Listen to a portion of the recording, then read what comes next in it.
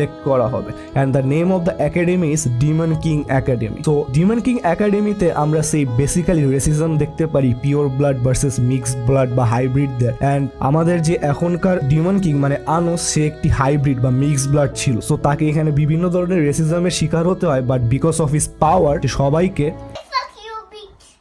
And এই একাডেমিতেই আনোসের দেখা হয় তার নতুন দুই সাবঅর্ডিনেট সাশা এবং মিসার সাথে। তো সাশা এবং মিসা একটি সোলেরই দুইটি পার্ট, যেখানে মিসা কে তৈরি করা হয়েছিল মিসার জন্য, যাতে তাদের যখন 15 বার্থডে আসবে তখন তারা দুইজন একসাথে মার্জ হতে পারবে এবং একটি পাওয়ারফুল বিং এ ট্রান্সফর্ম হতে পারবে। বাট সাশা এবং মিসা দুজনেই বোনের মতো বেঁচে থাকতে চায়। সো আনোস মানে আমাদের ডিমন কিং সেটা কমপ্লিট করে পাস্টকে টেম্পার করে। তারপরে আসে আমাদের আরেকটি ক্যারেক্টার লে। তো লে হলো একটি মাস্টার সোর্সম্যান, যে কিনা 2000 বছর আগে ডিমন কিং আনোসের সাবঅর্ডিনেট ছিল। অ্যান্ড ডিমন কিং আনোস এখন মনে